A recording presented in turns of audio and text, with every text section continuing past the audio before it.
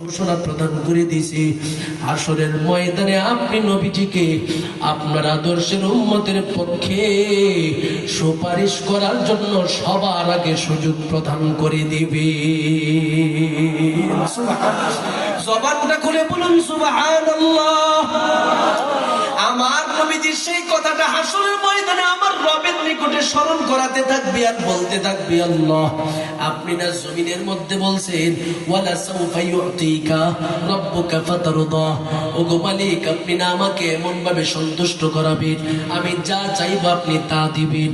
ওগো আল্লাহ আজকে আপনার কাছে আমি যে চাওয়াটা চাই সেটা হলো সমস্ত উম্মতের অবস্থা বড় খারাপ, নবীদের অবস্থা বড় খারাপ, একটু দয়ার নজরে তাকায়া সবার জন্য নূরের রাস্তাটা আলোর রাস্তাটা একটু সহজ করে দিবেন। এটাকে বলা হয় শাফাআতে কুবরা। আল্লাহ পাক বলবে নবী গো আপনার বরকত অন্যান্য নবীদেরকে আজকে সুপারিশের সুযোগ প্রদান করে দিলাম, তাদেরকে আমি আল্লাহ পাক সহজ রাস্তা দিয়ে দিলাম। এবার শাফাআতে বুস্তার দিকে যাবে আমার নবীজি এবার কান্না করতে করতে বলবি, আল্লাহ আমার নেককার মহাব্বতের উম্মত গুলোকে আমি দেখতে চাই, তাদেরকে নিয়ে জান্নাতে যাব। আমার আল্লাহ বলেন নবী গো সেটাও সুযোগ করে দিলাম। হাদিসের মধ্যে আসছে তৃতীয় নাম্বার আর একটা শাফাআত আছে, সেটা শেষ দিকে হবে, যাকে বলা হয় শাফাআতে সুগরা।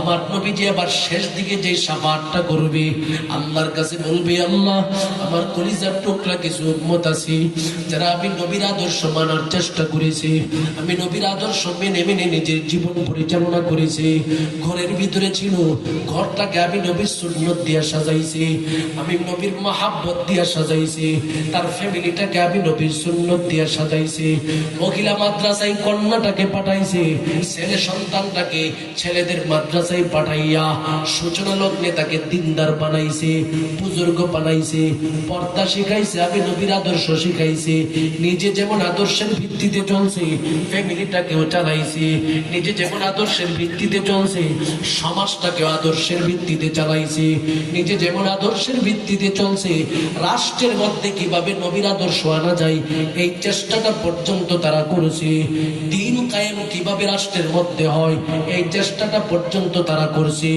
আমি নবীজি এই সমস্ত মানুষগুলোকে একটু দেখতে চাই। আমার আল্লাহ বলবে নবী গো এটারও সুযোগ আপনাকে দিয়া দিলাম। সুবহানাল্লাহ বলেন।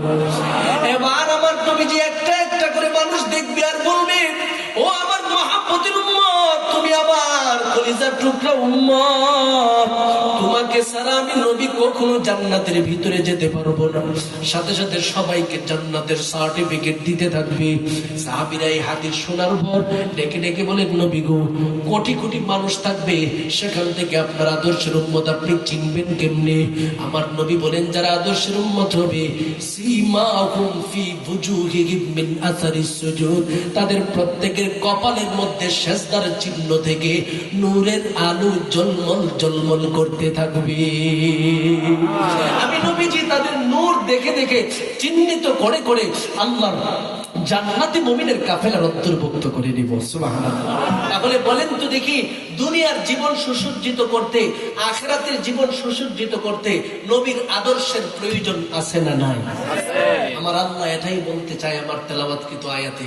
আল্লাহ বলেন নবী গো দুনিয়ার সবাইকে আপনি জানায় দেন, কুল আপনি বলে দেন, ইন কুনতুম তুহিব্বুনাল্লাহ, বান্দা তোমরা যদি আমি আল্লাহর সাথে ভালো একটা লাইন লাগাইতে চাও, সুসম্পর্ক করতে চাও, আমার নবীর অনুসরণের মাধ্যমে তোমার ব্যক্তি জীবন চালাও, ফ্যামিলিগত জীবন চালাও, সামাজিক জীবন চালাও, রাষ্ট্রীয় জীবন চালাও, জীবনটাকে চালাইবা, আমি রবের পক্ষ থেকে তোমার জন্য দুইটা পুরস্কার নিয়ে বসে আছি।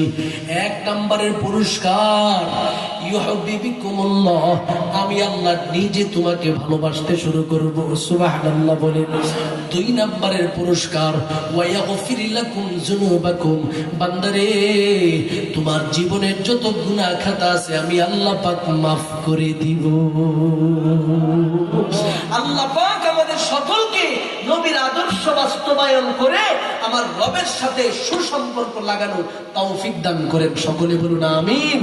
বলেন তো দেখি এবার নবীর সাথে সুসম্পর্ক লাগাইতে গেলে আমেনা হুসাইনা মহিলা মাদ্রাসার সাথে সম্পর্ক লাগানোর প্রয়োজন আছে না নাই? আমার নবী 1450 বছর আগে ঘোষণা দিয়েছেন আল মসজিদু বাইতুল্লাহ ওয়া মাদ্রাসাতু বাইতি, মসজিদ হলো আল্লাহর ঘর, মাদ্রাসা হলো আমি নবীর ঘর। সেখান থেকে দিন শিখেই মানুষ মসজিদমুখী হবে।